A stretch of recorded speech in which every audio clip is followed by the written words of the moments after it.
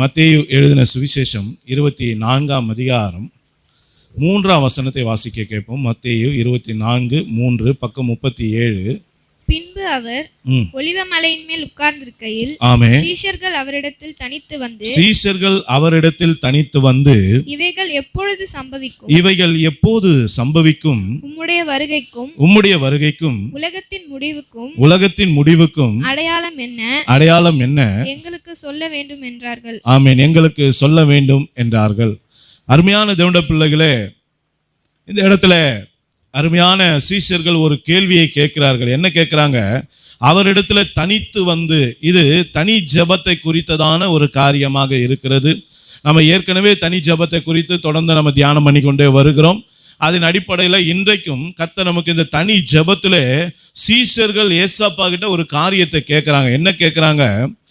இவைகள் எப்போது சம்பவிக்கும், உம்முடைய வருகைக்கும் உலகத்தின் முடிவுக்கும் அடையாளம் என்ன எங்களுக்கு சொல்ல வேண்டும் என்றார்கள்.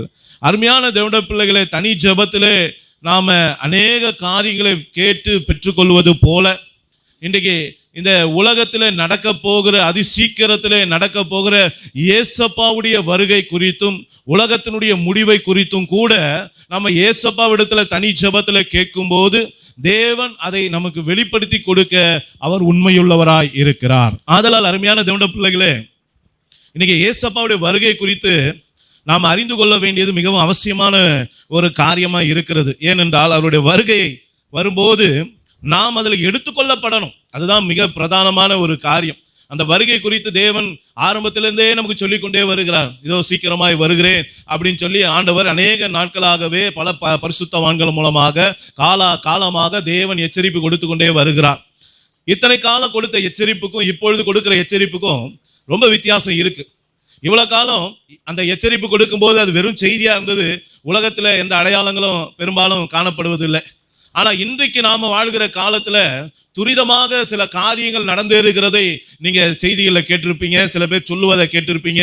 அதன் மூலமாக ஏசப்பாவுடைய வருகை வெகு வெகு சீக்கிரம் என்பதை மாத்திரம் உங்களால உணர்ந்து கொள்ள முடியும்.